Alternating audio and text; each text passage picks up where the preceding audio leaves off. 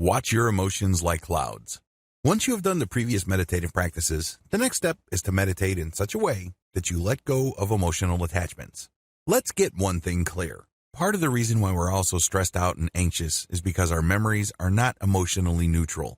When we perceive certain things, we tend to react a certain way because we have been trained by past experiences to respond that way. What if I told you that in many cases, we respond in a very unproductive and downright negative way? We could be responding in more neutral or more positive ways, and our lives could be more productive. Instead of wasting a tremendous amount of emotional and mental resources feeling negative, angry, frustrated, guilty, upset, you name it, we can focus more on feeling appreciated as well as content. It's all a choice.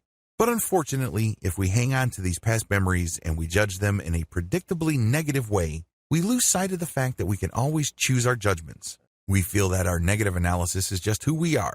It's part of our identity. It's part of our personality. Well, it isn't. It's always a choice. With this technique, you gain some freedom from the emotional roller coaster ride that you feel just takes you to negative territory like clockwork. Here's how it works. Step number 1, count your breath. Go back to the earlier video where I taught you how to count your breath. Watch your breath. Count it. Focus on your breath. At a certain point, you will relax. You can use the SEAL method, or you can use the more intensive breath counting and watching method I discussed earlier. Whatever the case may be, keep doing it until you sense relaxation. Step number 2, close your eyes. Once you feel that you have reached a certain level of relaxation, close your eyes. Everything should go black. Allow yourself to relax even deeper. Allow yourself to slow your thoughts down. Just focus on the calmness of the darkness. There's nothing to prove here. You don't have to be somebody that you're not.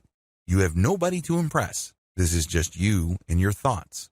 It's just calm, pure darkness. No light, no color, nothing to get worked up about. Step number 3, focus on your thoughts. Once you have relaxed, pretend that you are in some sort of movie theater and you're sitting back and you're seeing scenes. These are your thoughts. When you assume that perspective, you would realize that you're thinking a lot. If you're a normal person, a lot of mental images flash through your mind. In fact, we go through so many mental images, oftentimes we're not aware of them all. So sit back and just see your thoughts play out. Step number 4, make sure not to judge or analyze your thoughts. Here's the thing that you will be doing differently. Most people have no problem seeing mental images flash through their mind. But the problem is, once that happens, they get all emotionally caught up.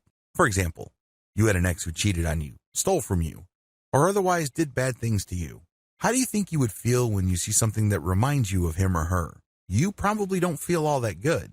Now with this technique, when the mental image or the picture or the likeness of your ex comes to your mind, your rule is that you let the image flash, but you will hold judgment. You're not going to analyze it.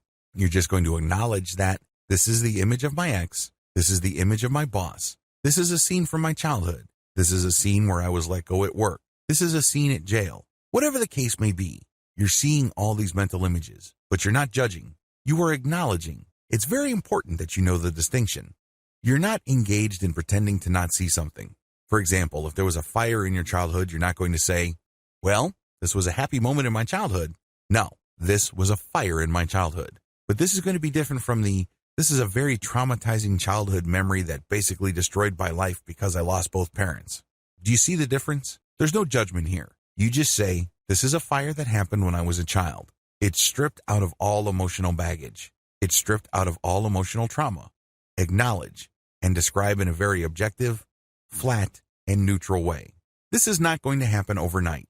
If you are carrying around a very heavy weight, maybe child sexual abuse, maybe you were unjustly punished. Whatever the case may be, you just need to focus on what you see. Do not judge. Do not analyze. Just acknowledge it and then move on to the next step. Step number 5, let your thoughts pass like clouds. One of my fondest childhood memories involves me and my cousins just going up to this little hill, and for what seemed like hours, we would just lay back on the grass and watch the clouds pass by. My cousin would say, that's a bicycle. I would say, no, that looks more like a dog. There was, of course, no right or wrong answer. Everyone's entitled to their opinion. Every person's guess was as good as all others. It was a lot of fun because we were exercising our imaginations. We were, after all, just watching clouds pass by. There were countless clouds before them, and there will be countless clouds after them. They are here one moment and gone the next. I want you to do the same with your thoughts, but let them pass like clouds. Just like clouds, your thoughts just pass through. Let them pass. Don't deny them. Don't pretend they are something else. Don't argue with them. Don't bargain with yourself. Just observe the thought clouds honestly. In other words, when the mental image flashes, acknowledge it. For example, this is a fire that happened when I was 3 years old. This is an image of my parents about to leave for the United States when I was 3 years old. Whatever image you have from the past, strip it of all emotional judgment or analysis. Make sure you empty the mental image of any emotional content that might trip you up or set you off into an emotional analysis. Compare this. This is the fire that happened when I was 3 years old. 2. This is that devastating fire that made my family homeless for 3 years. My father was very angry during that fire, and he has not stopped being angry since. We lost it all. I was only 3 years old. See the difference? The first case involved just describing the facts, nothing more, nothing less. The other case includes a lot of analysis and commentary. These lead to you getting thrown off track. Learn to spot the difference. Recognize the point when you stopped objectively describing and started emotionally reacting. It doesn't make it any less real, mind you, but you're just acknowledging it because we're not engaged in self-delusion here.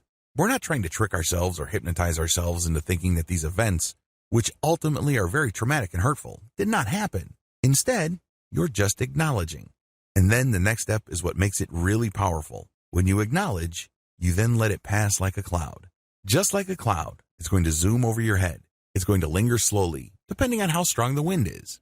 But you just let it pass. Eventually, it will pass. Step number 6, enjoy the emotional distance.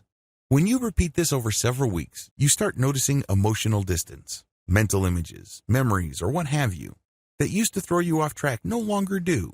Maybe there was a memory that used to make you cry like you were on autopilot. Now you don't do that. You just say, well, that happened to me when I was 4 years old and my housekeeper was in that memory. Then you let it pass. Well, that happened to be, and my boss said something and I was let go and I found another job. You let it pass. Well, that was my best friend and my ex-girlfriend. You let the memory pass. You do this over and over again, and the more successful you become at it, the greater the emotional distance. Eventually, all that stuff that used to drag you down and hold you back is left in the past. Congratulations.